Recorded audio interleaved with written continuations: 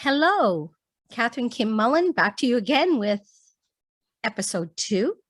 And I'm really excited. Today is key number 1 in the series, Are You Stuck? Determine who you are. I think that's a key to unlocking the gateway, the doorway to live in your life the way you were meant to live it. So when you think about who you are, you look at I am blank. I am. So I'd say I'm a woman. I am a mother. I am a business person. I am energy. I am. And you go on, I'm love. So I am energy. You are energy. We are all energy. And it's so important to know yourself. This is who you are, not what you are. So often we mix the two up. We talk about what we are. I'm a baker. But I'm talking about deeper than that. I am a baker, by the way. But what am I when I am a baker? I'm excited. So I'm going to ask you to dig deep on who you are. Now, we all have strengths and we want to do it all. We really do. We want to please people. We want to succeed. We want so many things. I'm going to encourage you to feed your strengths and really focus on bringing the best you, bringing the happy you, not only the best you, but the person that's excited about life to this world. I want to share with you now a little book I read many years ago, and I read it often to remind me of everything I can do. It's a children's book, a very easy read. It's called The Little Engine That Could by Wadi Piper. And it's very appropriate for this topic. Because when you think about the little engine that could, who is he or she?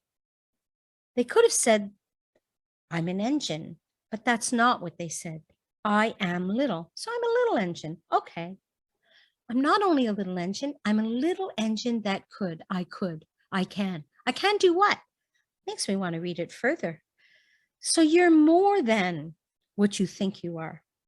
So again, I ask you, who are you?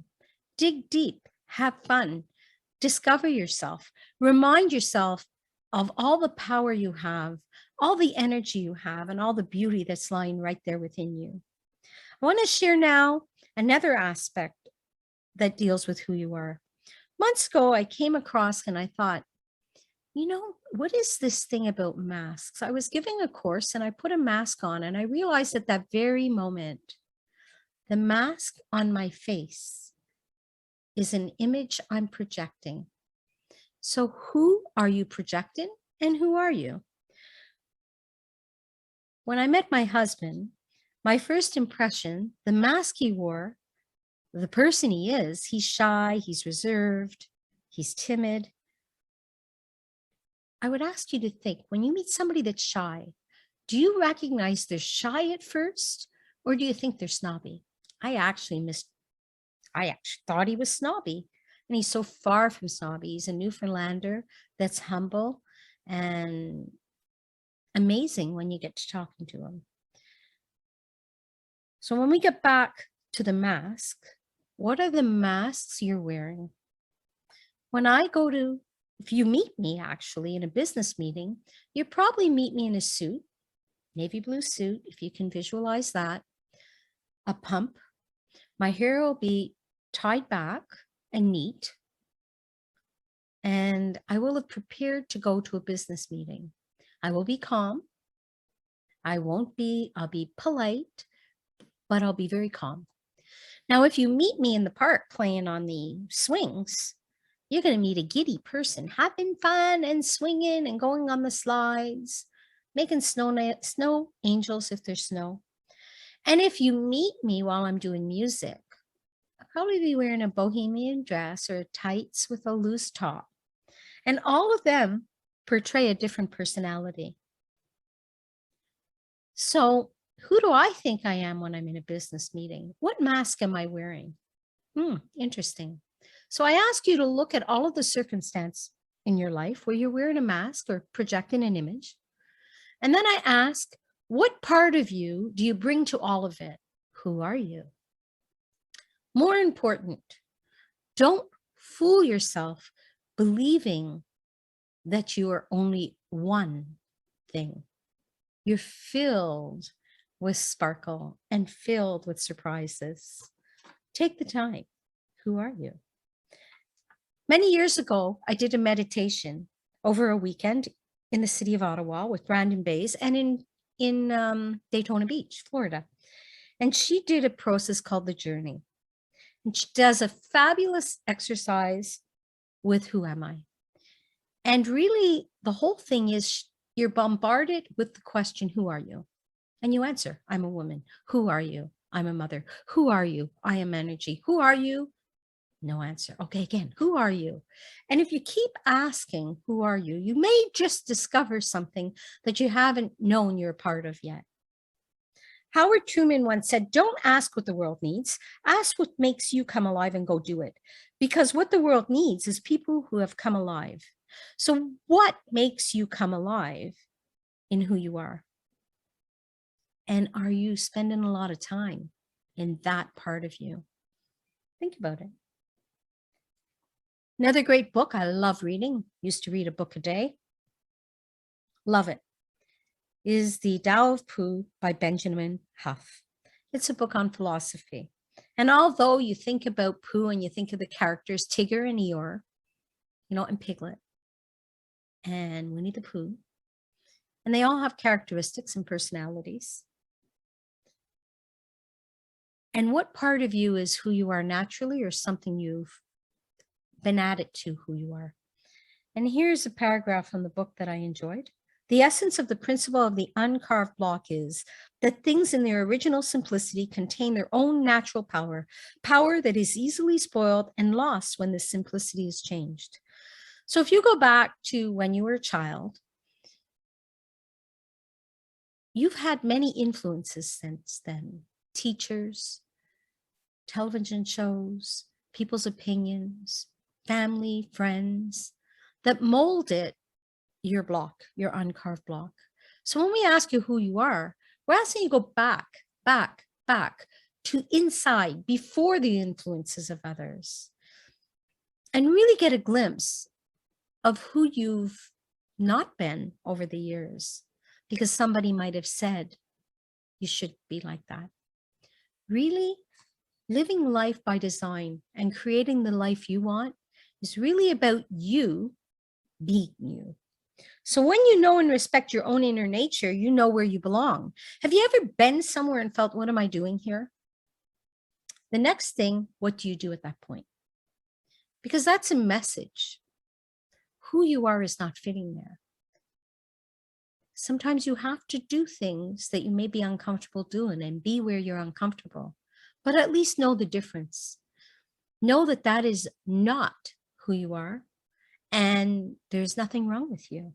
It's just you don't fit there, and try to go where you do fit, where you're shining bright and you're comfortable. In the story of the ugly duckling, when did the ugly duckling stop feeling ugly?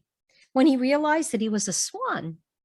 Each of us has something special, a swan of some sort, hidden inside somewhere. But until we recognize that it's there, what can we do but splash around, tread in water? So it wasn't that the ugly duckling was an ugly duckling. He was never a duckling at all.